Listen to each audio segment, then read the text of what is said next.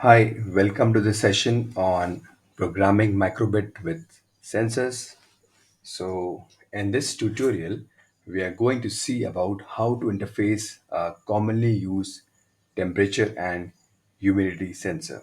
Okay, so before we begin, I will just keep my screen on the PPT so that we can have a basic idea about this sensor which we are going to program. So this is a DHT11 sensor, and it's a very low cost sensor which is available in the market. Even the higher version is DHT22 as of now. So you can use any of these sensors for measuring the temperature and humidity. Okay, this is the device. As you can see here on my camera screen also, this is the device. It has three pins, one, two, three, and I have made some connections for this three pins with this jumper wires. So I will be using in my project again this sensor, then this interface board for microbit, that is the GPIO expansion board. Okay, and I'll be using a microbit, that is version 1. Okay, so with this setup, what we can do is now, first of all, we need to understand why we need to go for this kind of a sensors, because microbit already has a temperature sensor inbuilt inside the microbit. But the point is often, if this board gets heated up because of some reasons, or maybe it is touching some surface which is already hot, then you may not be able to measure the correct temperature of the atmosphere or the air. So we need a device which can actually hang in the air, maybe like this, so that you can measure the temperature much more accurately. Further, suppose you want to make a difference of temperature between inside and outside, then microbit can serve as a temperature reading for inside, and this guy can be lay a little bit outside. Maybe you can use a long jumper wires, and you can thus calculate the temperature difference between in and out. Further, this device also have a humidity sensors inbuilt, which microbit doesn't have, so that we can get a humidity reading. Okay. So now, how does this sensors work?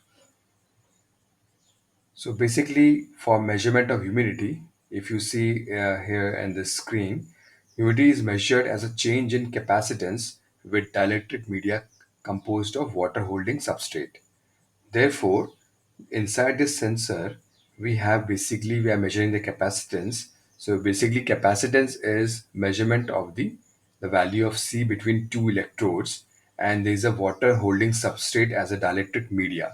So what will happen is that suppose the humidity is going to change, then water level will change and dielectric will change, and subsequently your capacitance is going to change, which will cause the difference in reading, and the computer or my microbit will interpret that reading as a humidity values. So normally we expect that the sensor will work perfectly in the range 20 to 80% and temperature of 0 to 50 degrees Celsius. So for most of our robotic projects, this is quite okay. If you want much more higher accuracy, then we can go for the higher sensors. Okay. So let me go to this again, that MakeCode page, makecode.microbit.org. This is the web page, as you can see here, and I have already done login in this web page. And for the purpose of this project, I'm going to use this file test1dst.11.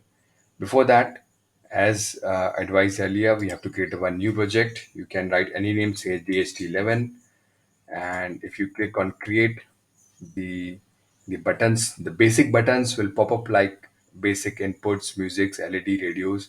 But if you want to interface some specific sensors like DHT11 servo motors, sonar sensors, then you have to go for the extension tab. In the extension tab, you have to type the name. Suppose I want to interface DHT11, so I will type like this. I'll click on search. So after searching, I think I'm connected to net. Yes. Then it will pop up this library DHT1122. So I'll click on this library, and it is going to download the extension, and it will add to my this window. So now you can see that I have a one window call, one input call as a DHT11 oblique 22. If I click on this, I will have these buttons which I can place it here. Okay. So if I drag the button here, then this will come like this. So the code says query DHT11. Okay. DHT11, DHT22, you can select from the drop down menu. So in my case, this is DHT11. Data pin is P0. You can select from so many data pins the microbit has. So I can select by default P0. Then pin pull up is true. That means I have to first of all make sure the voltage on the pin is proper. So I will write pin pull up is true. Then serial output, if I want to see the values in my computer, then I can make it as a true. Okay, then it is some waiting time. After this, again this query will repeat if I place this loop in the forever loop. Okay, so forever this will wait for 2 seconds, and again this will again query and will keep on getting the results in my simulator. Like this we can go about. Okay, so let me choose the program which I have done for our current tutorial. This is test 1 DHT11. So if I click on this one, then you can see that the program is there.